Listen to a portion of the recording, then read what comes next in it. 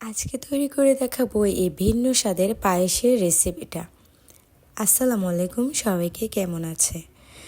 আমার এই পায়েসের রেসিপিটা দেখার জন্য সাথেই থাকুন। দেখে আসি কীভাবে পায়েসটা তৈরি করেছি। এখানে 2 টেবিল চামচ আমি ঘি ইউজ করতেছি, আর এখন দিয়ে দেবো কিশমিশ পরিমাণ মতো, আর দিয়ে দিলাম কয়েকটা এখানে কাঠবাদাম কুচি করে রেখেছিলাম, ওটা এখন ভেজে নেব। সেম একই পাত্রে আমি আবার ওই ঘিয়ের পাত্রে 1 কেজি দুধ এখানে আমি দিয়ে দেব। এখন আমি 1 কাপ দুধ উঠিয়ে নিচ্ছি, ওটাতে আমি 1 কাপ গুঁড়ো দুধ দিয়ে ভালো করে মিক্স করে নেব। আমি দুধটাকে ভালো করে মিক্স করে নিয়েছি পায়েসের জন্য। এখন এক সাইডে রেখে দেব। এখানে আমি প্রায় 1.5 কাপ চাল নিয়েছি, এটার মধ্যে 2 টেবিল চামচ ঘি দিয়ে আমি আধা ঘন্টা ভিজিয়ে রেখেছিলাম। এখন ওই চালটা আমি দুধটা ফুটিয়ে রেখেছিলাম ওটার মধ্যে দিয়ে দেব।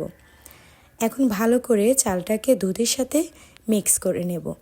এভাবে প্রায় আধা ঘন্টা আমি চালটাকে জাল করে নিয়েছি। মিডিয়াম লোতে রেখে একদম চালটা ভেঙে আসা পর্যন্ত আমি অপেক্ষা করেছি। এখন এখানে দিয়ে দিব প্রায় 1 কাপ চিনি। মিষ্টিটা এখানে যার যার পছন্দ মতো দিতে পারেন। আমি ওই যে দুধটা গুলিয়ে রেখেছিলাম ওটা এখন দিয়ে দেব আমি।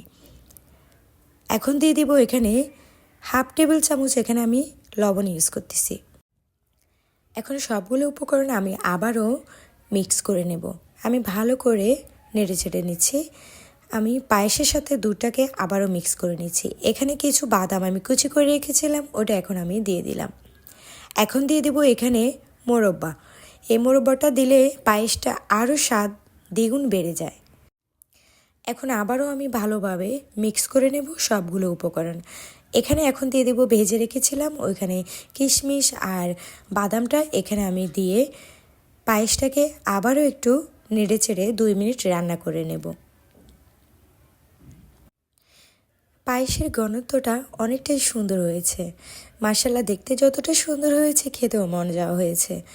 এ তো আমার ঝটপট রেডি হয়ে গেল পায়েসটা।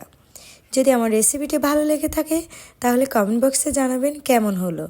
আর আমার নতুন নতুন রেসিপির জন্য আমার পেজটি ফলো দিয়ে রাখতে পারেন। ভালো থাকবেন সবাই। আল্লাহ হাফেজ।